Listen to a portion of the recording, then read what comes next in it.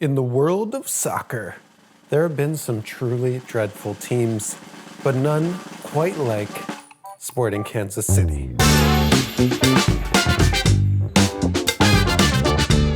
After a shocking 2-0 loss at home to Montreal, Sporting Kansas City now holds the honor of worst start to an MLS season after 10 matches, winning 0. That's right, one of the scariest teams in Major League Soccer over the last few decades has started the season without a win in a whopping 10 matches. So what is actually wrong in Kansas City?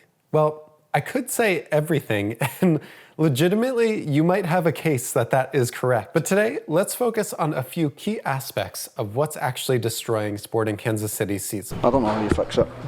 I'm going to be completely honest.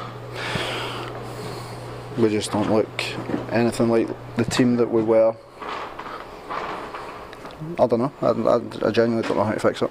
Johnny Russell is as confused as the rest of us. Let's see if the stats or data is able to tell us anything about Sporting Kansas City and why they're falling so flat. Well, to start off, they scored a record low 3 goals across the 10 matches, managing to rack up just as many red cards throughout those 10 games. The next worst team in terms of goals scored is Montreal, the team, by the way, that just beat them 2-0 at home, has 6. So the next worst team in the league of 29 clubs has double the goal tally of Sporting Kansas City. So we know they aren't scoring a lot. They've just broken many records for Major League Soccer as the worst start to the season. So what's happening here? Well, there's a few things at play, but crucially, I think Sporting Kansas City has an aging core that Peter Vermes has been reluctant to let go of. He's stayed on this core for about 3 years too long. It's the classic mistake that so many coaches and teams make in sports, not just soccer. Trying to squeeze every last drop of energy out of that core that you've gotten so much out of and finding yourself lagging behind every team in the league. Add to this recipe a stubborn and arrogant coach that refuses to move on from that core, instead trying to force that team into the system and style that he wants to play. And he really can't blame the players or the front office because Peter Vermes is a special type of person in Major League Soccer.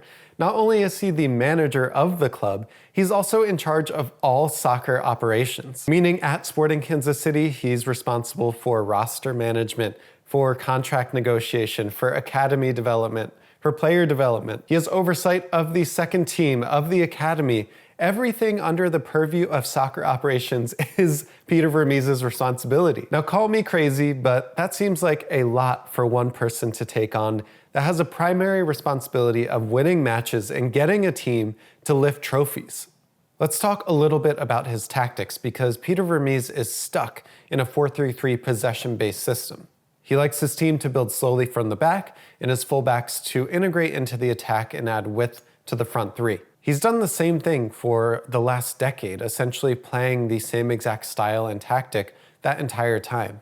Now I want to ask you a really important question that should start to ring some alarm bells for you because Peter Vermes has been seen as one of the best coaches in Major League Soccer for the last 10 years. Do you think Pep Guardiola for the last 10 years has used the same exact tactic and style? Or has he innovated on his ideas? Has Jurgen Klopp, who is synonymous with gegenpressing, used the same exact style or tactic over the last 10 years, or has he innovated? Peter Vermes has done nothing to change how he plays or how his team sets up. He's done nothing to change the small intricacies or details that moves his team forward. And I think it's safe to say that he has been found out by the rest of the league. Doing something long enough in a competitive environment makes it easy for the people that you're competing against to counter whatever you're doing, make it predictable, and make it easy to stop. In the matches that Kansas City are playing, there is a huge problem in the final third this season. To quote Lloyd Sam on the Apple broadcast against Montreal, he said, "Nothing sharp, nothing explosive." To illustrate this point, Sporting Kansas City has the highest in the league pass completion percentage in the final third, but the 5th lowest expected assists in the league, meaning not many passes in the final third are going into dangerous areas. To score goals, any team, to score goals, you have to take risks. And Sporting Kansas City so far are the safest team in the league. In all honesty, what I see from this team is a team that is completely static on the pitch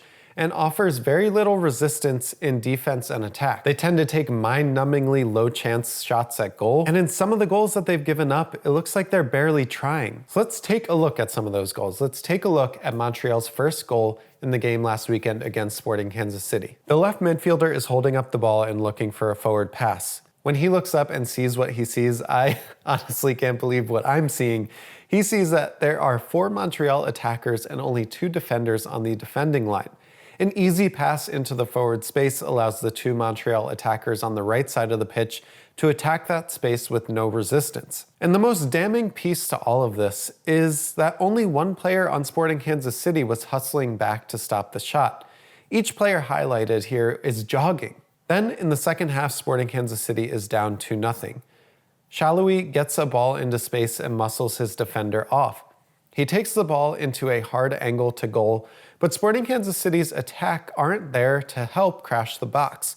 Posed with the option of waiting for his help or trying a low expected goal shot, Shalhoub takes the shot and it's saved by the Montreal keeper. Consider that in this game they outpossessed Montreal, they outshot Montreal, and yet they lost the expected goals battle 0.6 to 1.5. Also an issue is Vermees's commitment to very old players. This in itself isn't an issue, but you need a balance on your team. Why is that? Well, the best explanation that I've ever seen is from Arsene Wenger's autobiography. On one hand, you need experienced players to help with the mentality of the team going into each match. But you also need youth, on the other hand, to bring energy and push each of those experienced players in practice to bring out their best. What Vermees is doing right now is allowing a lot of over 30 players to be playing 90 minutes consistently, making it very difficult for the team to feel any sense of pressure or energy. Even when Vermees plays youth prospects, and I'll take the game against Montreal for example, he played Jake Davis as the right back. Well, Jake Davis's normal position is in the midfield, where you had a 36-year-old Roger Espinosa playing the entire match.